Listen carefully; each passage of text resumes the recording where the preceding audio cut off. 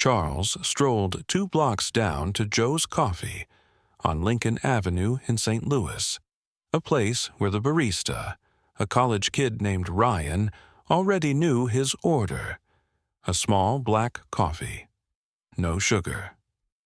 He took his usual corner seat by the window, where he could watch the world move at its usual pace. Charles liked the familiarity, the hum of conversation, the scent of roasted beans, the sound of chairs scraping against the wooden floor. He would read the newspaper front to back, fold it neatly, and head home before the Missouri heat became unbearable. It was his time, his small slice of peace. But peace is a fragile thing. As he stepped out of the cafe, coffee in one hand, newspaper tucked under his arm, he heard the low rumble of an approaching engine. A black and white squad car rolled to a slow stop a few feet ahead of him. The driver's window was down, and for a moment, Charles considered whether to keep walking. Maybe they weren't here for him. Then, the doors opened. 2 officers stepped out. One was young, barely in his 20s, with a buzz cut and stiff posture. The other, older, mid-40s maybe, with the kind of build that suggested he enjoyed throwing his weight around. Neither of them looked particularly friendly. "Sir, can we see some ID?" the younger one asked.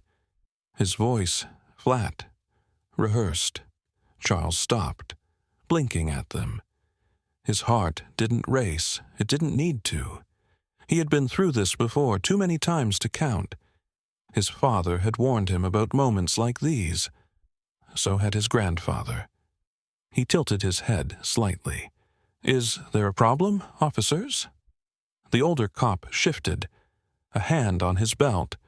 "We got a call about a suspicious person, matching your description." Charles glanced around. The sidewalk wasn't crowded, but there were enough people watching.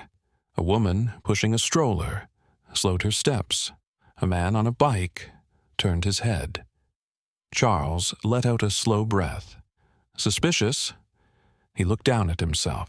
Khaki slacks, a crisp button-up, a neatly trimmed gray beard, a newspaper, and a coffee in hand. "You sure about that?" The younger officer squared his shoulders. "We just need to check your ID. Standard procedure." Charles had 2 choices: comply and walk away, or stand his ground.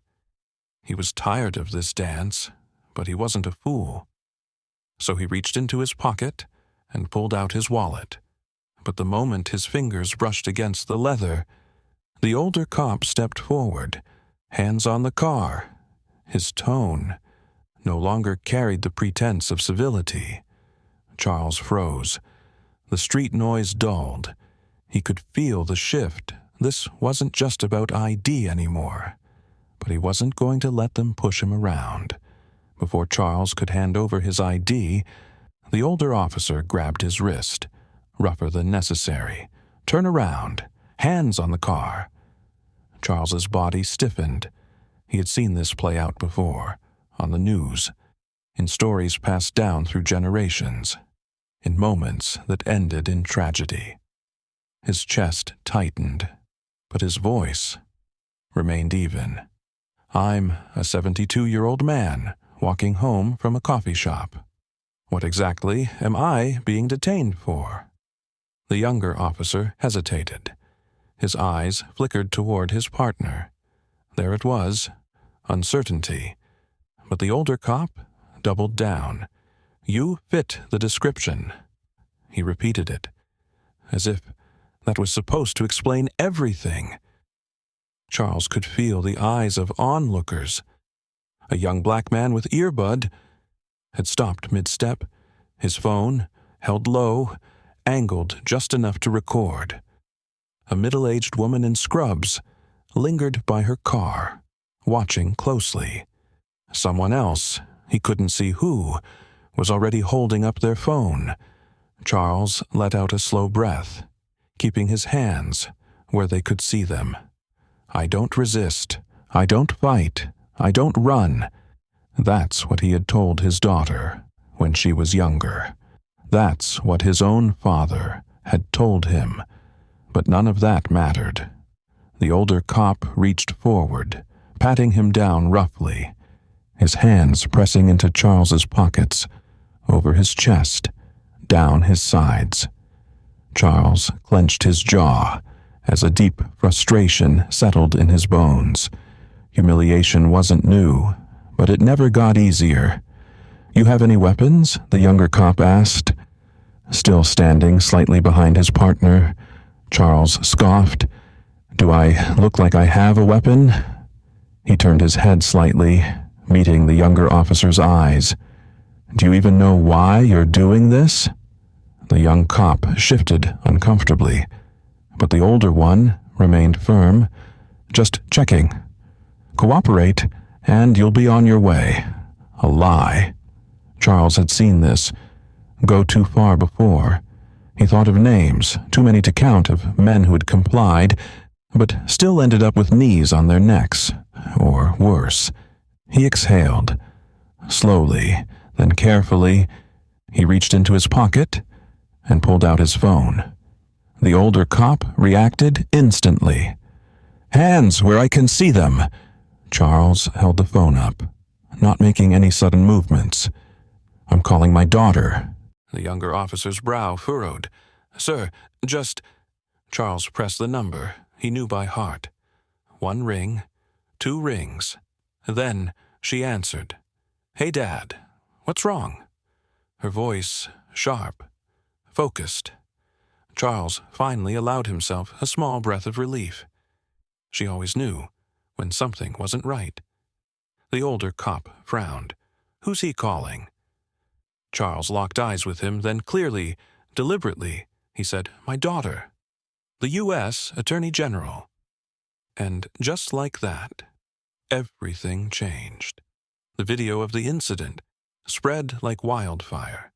By the time Charles got home, his legs were sore, but his mind still racing. He had been through a lot in his 72 years, but today felt different. He wasn't just another black man, stopped for no reason. This time, the world had been watching, and it wasn't looking away. He eased into his favorite chair, the one near the window, where he could see the street outside.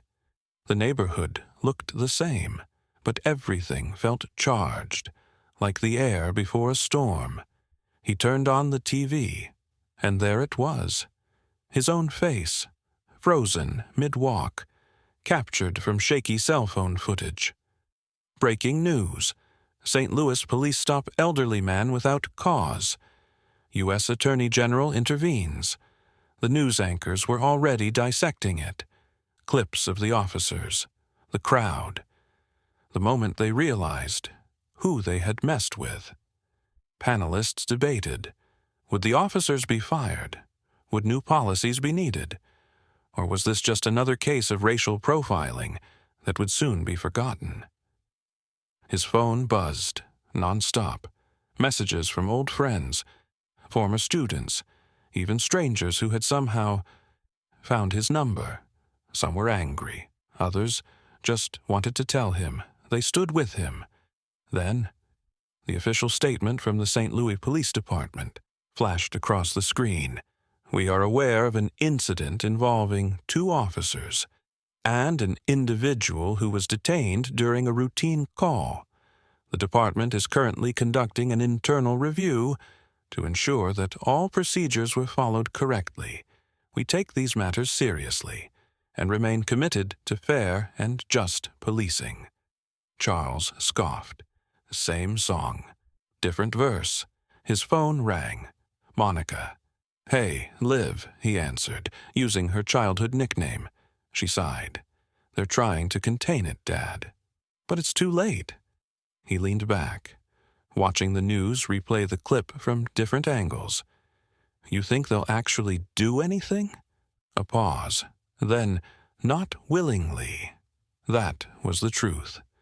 They'd rather let the outrage burn itself out, let the news cycle move on, let another headline take its place. But this time, something felt different. The video was everywhere. It wasn't just being debated on news panels.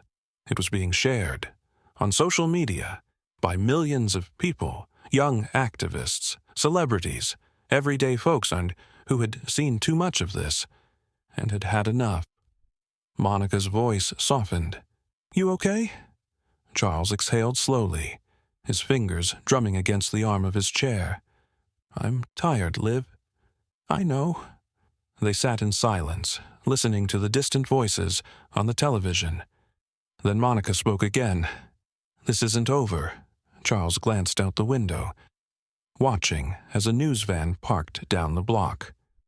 Reporters stepping out, cameras in hand. "No," he said quietly, "it's just getting started."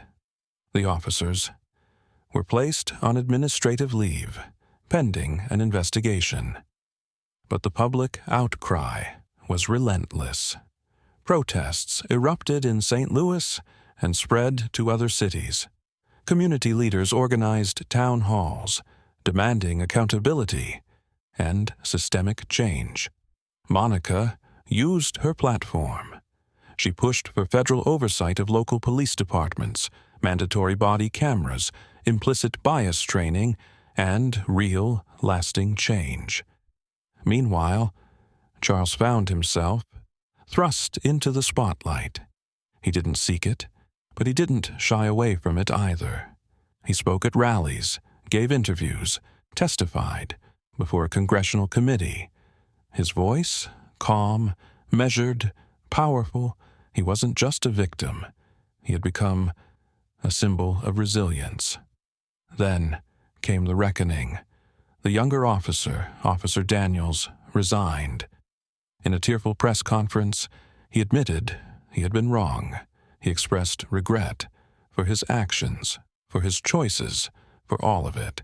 But the older officer, Sergeant Mallory, fired. An internal investigation found multiple prior complaints. Still, he fought back. He filed a lawsuit, claiming wrongful termination. The court dismissed it. Charles watched it all unfold, with a mix of satisfaction and sadness. He was glad for the accountability, but he knew this was just one battle in a much larger war.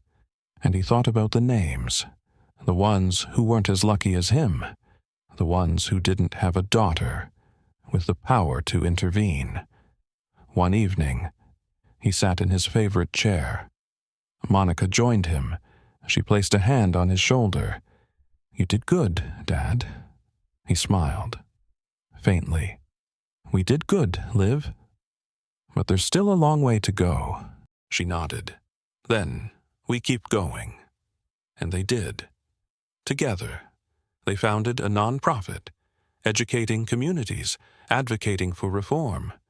Charles became a mentor, guiding young activists, sharing his story, reminding them that change is possible, but only if they stayed vigilant. He looked out the window, at the bustling street below, and for the first time, in a long time, he felt it, a quiet sense of hope. The world was watching, and maybe, just maybe, it was finally ready to change.